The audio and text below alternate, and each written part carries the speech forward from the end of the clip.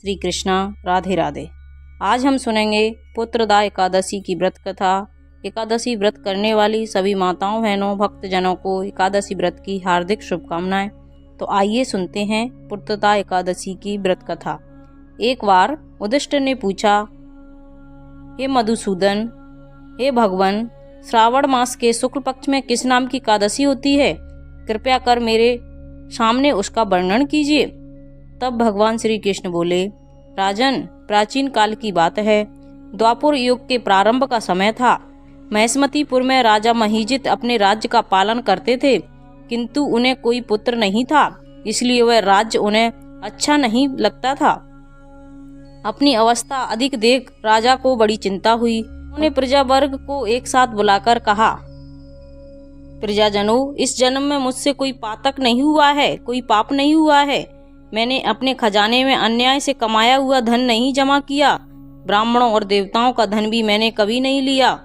पुत्रवत प्रजा का पालन किया है, धर्म से पृथ्वी पर अधिकार जमाया है।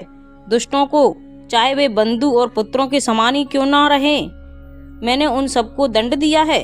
शिष्ट पुरुषों का सदा सम्मान किया है और किसी को देश का पात्र नहीं समझा।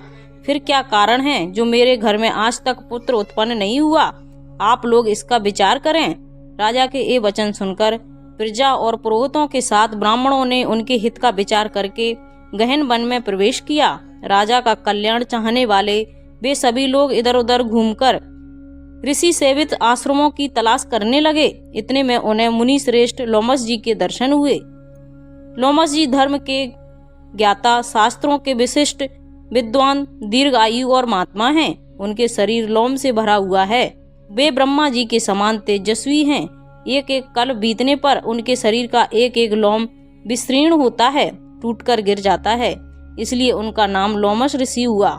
वे महामुनि तीनों कालों की बातें जानते हैं। उन्हें देखकर सब लोग बड़े ही खुश हुए। लोगों को अपने निकट आया देख लोमस जी ने पूछा, तुम सब लोग किस लिए यहाँ आए हो? अपने आने का कारण मुझे बताओ। तुम लोगों के लिए जो हितकर कार्य होगा उसे मैं अवश्य करूँगा।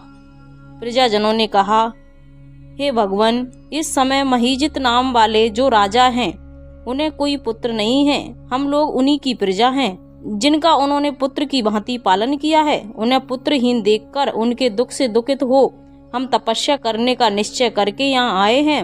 हे भगवान, राजा के भाग्य से इस समय हमें आपका दर्शन मिल गया। महापुरुषों के दर्शन से ही मनुष्य के सब कार्य सिद्ध हो जाते हैं। हे मुनि, अब हमें उस उपाय का उपदेश दीजिए जिससे राजा को पुत्र की प्राप्ति हो। उनकी बात सुनकर महर्षि लोमस जी 2 घड़ी के लिए ध्यान मग्न हो गए। उसके बाद राजा के प्राचीन जन्म का वृतांत जानकर उन्होंने कहा, ये प्रजाजनों सुनो। राजा महीजित पूर्व जन्म में मनुष्यों को चूसने वाला धनहीन वैश्य था। वह वैश्य गांव गांव घूमकर व्यापार किया करता था। एक दिन ज्येष्ठ के शुक्ल पक्ष में 10वीं तिथि को, जब वह दोपहर का सूर्य तप रहा था, वह किसी गांव की सीमा में एक जलाशय पर पहुंचा। पानी से भरी हुई बावड़ी देखकर वैश्य ने वहां जल पीने का विचार किया। इतने में वहां अपने बछड़े के साथ एक गऊ भी आ पहुंची। वह प्यास से व्याकुल और ताप से पीड़ित थी, इसलिए बावड़ी में जाकर जल पीने लगी। लेकिन वैश्य ने पानी पीती हुई गाय को हाँककर दूर हटा दिया और स्वयं पानी पीने लगा। उसी पाप कर्म के कारण राजा इस समय पुत्रहीन हैं। किसी जन्म के पुण्य से उन्हें निष्कंटक राज्य की प्राप्ति हुई है। तब प्रजाजनों ने कहा, हे मुनि, पुराणों में उल्लेख है कि प्रायश्चित रूप पुण्य से पाप नष्ट हो जाते हैं, इसलिए ऐसे पुण्य कर्म का उपदेश दीजिए जिससे उसका पाप नष्ट हो जाए। लोमस जी बोले, हे प्रजाजनों, श्रावण मास के शुक्ल पक्ष में जो एकादशी होती है वह पुत्रदा एकादशी के नाम से विख्यात है। वह मनोवांछित फल प्रदान करने वाली है। तुम लोग उसी का व्रत करो। यह सुनकर सभी प्रजाजन ने मुनि को नमस्कार किया और अपने नगर में वापस लौट आए।